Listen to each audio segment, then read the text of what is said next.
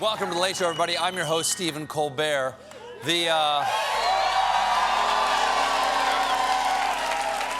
the thing that surprised me about New York the most is how nice the crowds are, John. Yeah. Unbelievable. What can one say but achu das? I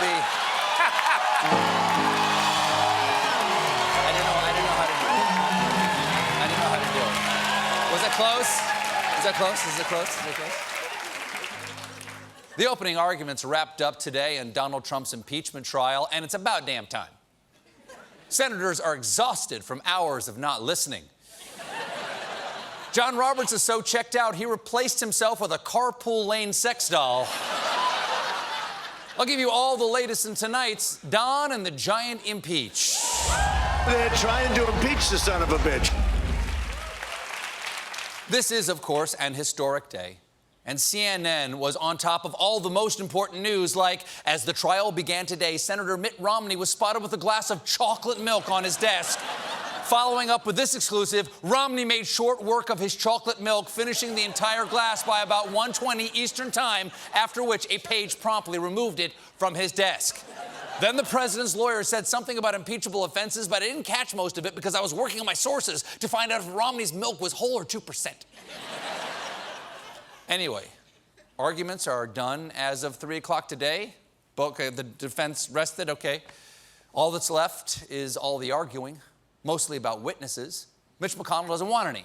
And it looked like all the Republicans were going to fall in line. Well, that got complicated on Sunday, thanks to a new book by former National Security Advisor and lonely grandpa toothbrush, John Bolton. Bolton has offered to testify in the trial, but so far Republicans have refused to call him. That might change thanks to reports about his new book, The Room Where It Happened. Okay, that's a clear reference to the hit Broadway musical Hamilton, which means the book must be written in hip-hop. My name's John Bolton. I'm here to say it's wrong to blackmail Ukraine this way. And thank you. You got balls, huh? Thank you. You got balls. Thank you. The manuscript is full of spicy revelations. The most damning one is that President Trump told Bolton in August that he wanted to continue freezing assistance to Ukraine until officials helped with investigations into the Democrats, including the Bidens. There it is. Boom goes the dynamite. Quid pro quo confirmed by a first-hand witness. Check and mate. Game, set, match. Goal, touchdown, home run, whatever.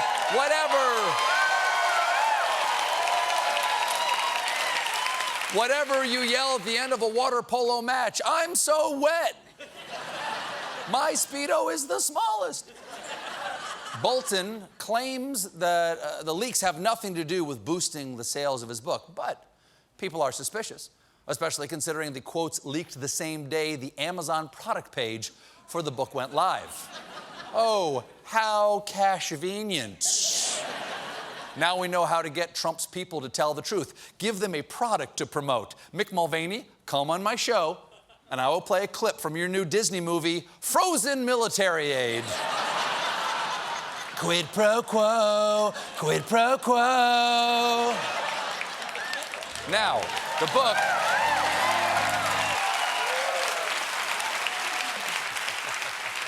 Crimes never bothered me anyway. The book won't be officially released until March 17th, which, of course, is St. Patrick's Day. So this year, when I'm drunk and throwing up, it won't be because I'm Irish. Bolton's book puts pressure on GOP senators to allow witnesses, including Utah Senator Mitt Romney, seen here learning they make flavored seltzers. Yesterday, Romney said this: "It's increasingly likely that other Republicans will join those of us who think we should hear from John Bolton. I have spoken with others who have opined upon this." So, is that a yes? Can you imagine ordering a pizza with Mitt Romney? It's increasingly likely that I'll consider half pepperoni, half mushroom. Others at the party have opined on the merits of sausage. These Bolton revelations are terrible for the president. So yesterday, Trump lawyers at first said, pay no attention to the man behind the mustache.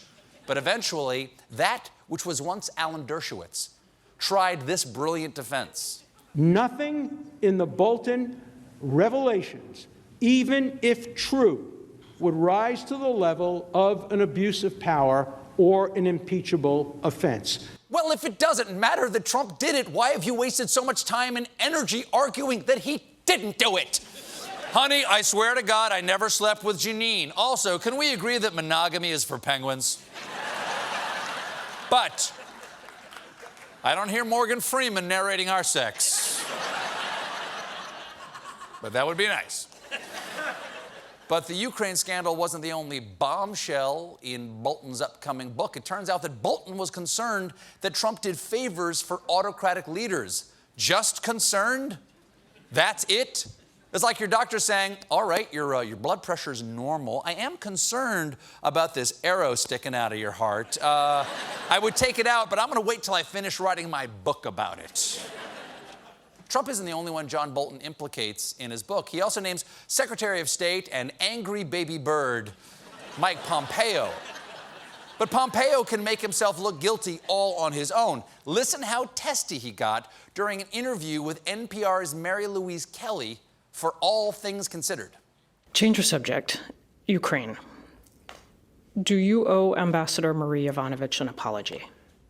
You know, I agreed to come on your show today to talk about Iran. That's what I intend to do. I confirmed with your staff last night that I would talk about Iran and Ukraine. I just don't have anything else to say about that this morning. So Pompeo refused to talk about anything besides Iran. Does he think the name of the show is One Thing Considered? But Kelly, being a good journalist, pressed on, focusing on why Pompeo, as Secretary of State, didn't do more to protect the ambassador to Ukraine.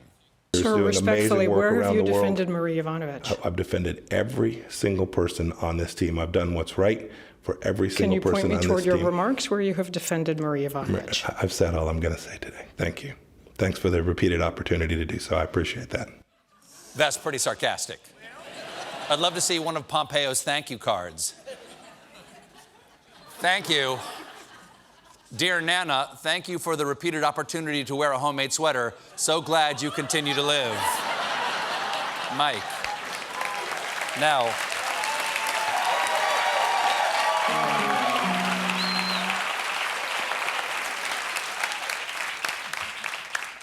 but once they were off the air, things went from passive-aggressive to regular-aggressive, because Kelly described what happened after the interview ended. I was taken to the secretary's private living room. He shouted at me for about the same amount of time as the interview itself had lasted.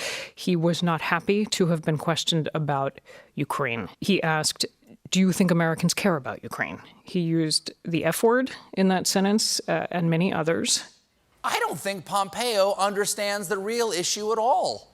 Ukraine is not what people are giving an F word about here. They give an F word about the president blackmailing any foreign country to win an F-wording election. It doesn't matter if it's Biden and Ukraine or Buttigieg and Djibouti. A scandal that would, of course, be called Buttigieg Booty. And Pompeo was not done berating Kelly.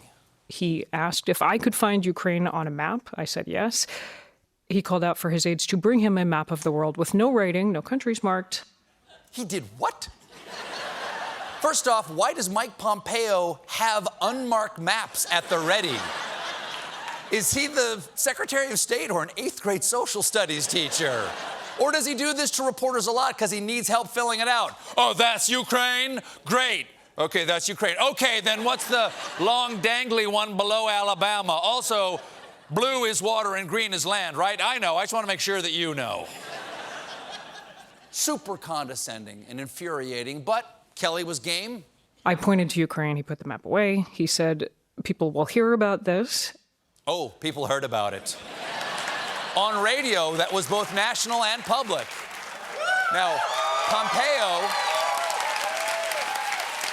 Pompeo, Pompeo.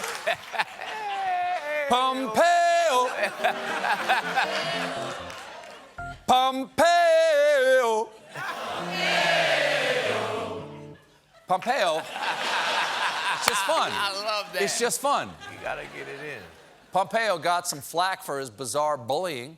So he doubled down with an official statement saying, Mary Louise Kelly lied to me twice, first last month in setting up our interview, and then again yesterday in agreeing to have our post-interview conversation off the record, adding, it is worth noting that Bangladesh is not Ukraine. That's true. It's also out of nowhere. Bangladesh and Ukraine are not close to each other on any map, which is why many speculated that Pompeo was confusing Bangladesh with Belarus, which borders Ukraine. Exactly the clarity you want from a Secretary of State. President Trump has ordered missile strikes against Iran. Sorry. Kiss your Blarney Stone goodbye. Of course, like any Trump administration official statement, it was a lie. Kelly released emails where she let Pompeo's team know that she would be asking about Ukraine as well. So in retaliation, Pompeo kicked a different NPR reporter, Michelle Kellerman, off his trip to Eastern Europe, saying, and I'm paraphrasing here, step to me and I will scratch your eyes out, you bitch. Trump went even further yesterday by retweeting a conservative radio host saying, why does NPR still exist? Why are we paying for this big government Democrat Party propaganda operation? And added the comment, a very good question. No, it's very not. The government provides less than 1% of NPR's annual operating budget. But this isn't the first time Trump has threatened NPR's government funding, so NPR's not taking any chances. They've introduced their new pledge drive donor gift. It's not just a tote bag. No, this year it's a Mike Pompeo is a douchebag.